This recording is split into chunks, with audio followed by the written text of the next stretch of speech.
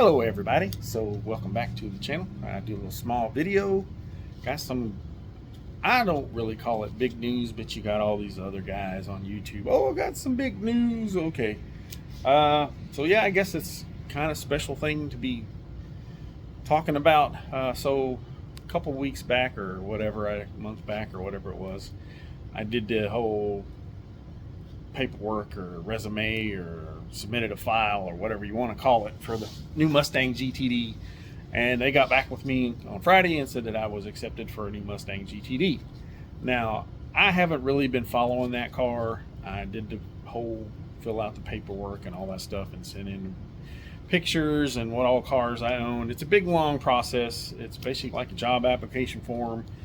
They want to know what you plan on doing with the car, what cars you have, what cars you've currently owned, what you do you have any social media presence, and basically it's just a big process, kind of like the Ford GT was in 2017. So with that being said, telling y'all now I was accepted for the GTD. Now I did put my Ford GT up for sale. Now I've been reaching out to a couple people the last couple months about selling the car, so it doesn't have a lot to do with the GTD allocation. Now that being said, to get the GTD, I would either have to sell this, or I would have to sell my 93 Cobra R and a couple other Fox bodies to even afford the GTD. Now the big misconception about me is everybody thinks, oh, he's got a Ford GT and all these other cars, he's rich. I've always been upfront about what I do and what I've done in my past. I grew up living in a trailer park. There's nothing wrong with that. Don't knock anybody that lives in a mobile home. Everybody's different, but that's how I grew up here in Kentucky.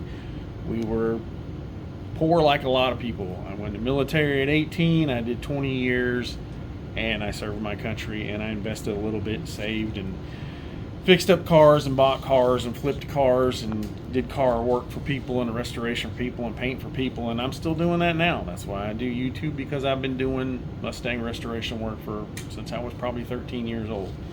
So I've been doing it for a long time. So the big misconception is, oh, he's got a lot of money. No, I do not. I'm just like everybody else. We live comfortably. We're not rich. We pay our bills just like everybody else does. When I bought the GT, I probably sold 6 or 7 high-end Fox bodies, and I refinanced my house. So there you go. Not rich, just have an understanding wife. So let's get that out of the way. So in order to even think about a $300,000 Mustang, I got to let some stuff go. And that's just honest. That's just honest. That's just how it is. And anybody that's living like me or lives like me and still works that isn't rich, they're going to have to do the same thing. So to me, it's a big decision. And the reason I'm making the video is, what would you guys be willing, got a nose itch there. What would you guys and gals be willing to give up? Would you give up that for a GTD? Would you give up an 89 Celine Coupe, one of 59 built, and a 93 Cobra R, one of 107 built, and maybe a couple other cars for this new Mustang GTD that, I don't know, what is it going to be worth any money down the road? Now people say, oh, don't buy it for an investment. I don't buy for investment, but I also don't buy to lose money. If you buy saying you're not buying as an investment, and you're buying it saying as you're not worried about the investment or whatever you're putting into it, that's a bold-faced lie.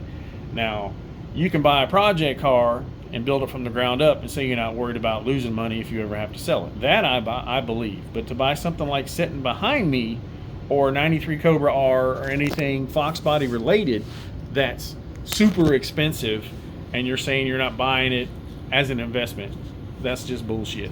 Whether it's a SAC Mustang, a Celine Mustang, a Celine Coupe, a Cobra R, a Cobra, 0304 Cobra, anything with any kind of special name attached to it, everybody's buying because it's going to be worth more down the road.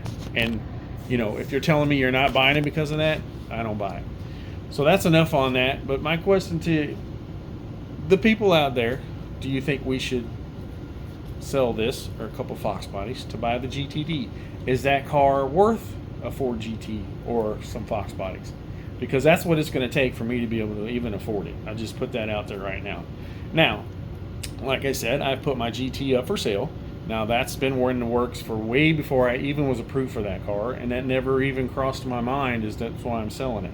The main reason I put the GT up for sale is because anybody watching the channel knows I got in a wreck back in March. I took this car to a car show, not in this car, in my truck, but I took this car to a car show a couple weeks ago, and it was like just being scared to death to drive it. And I almost got hit by a Caprice Classic on the interstate over here. And by the look of his car, he may not have had insurance.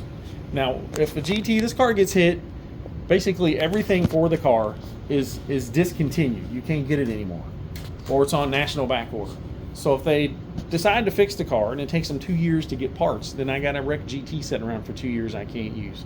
So yeah, it's being scared to drive it and getting hit in the car. It's just aggravating, and that's just kind of getting where it bothered me. So I actually looked at a 2022 GT500 at the Ford dealership over in Indiana. I was going to trade this in.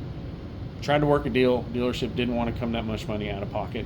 Maybe they couldn't afford it. I don't know. But they're a Ford dealership. You'd think it'd be a trade-in deal. They didn't want to. They said my car was worth what we were talking about money to trade in, but when it come down to it, they just wanted to consign my car.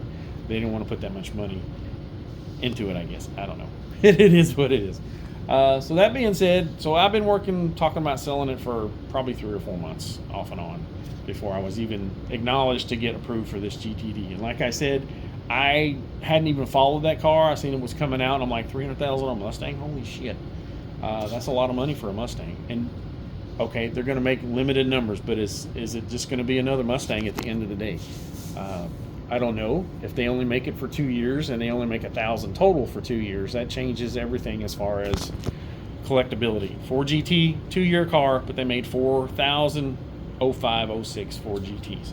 A lot of people don't realize they made that many of these cars, but they really did. They made a bunch. And most of them were red. Now mine is a striped elite car, so that does help. Now, start talking about selling Fox bodies again to buy something more expensive. I don't want to ever sell my Celine Coupe or my 93R. The rest of my cars, I could really care less, except my pace car and my 95 Cobra I bought new. Those are the 4 cars that I'll never get rid of.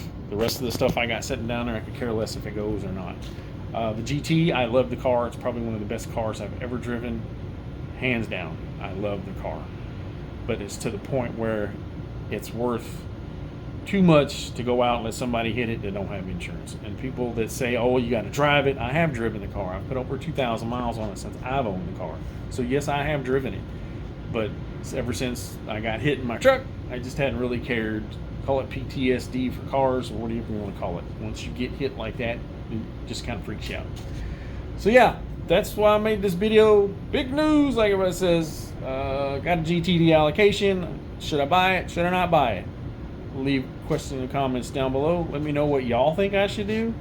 I know I'm a grown-ass man. I should be able to make my own decisions, but sometimes you got to ask other people, hey, is this a good decision or not? I don't know if it is or it isn't, but that's where I'm at.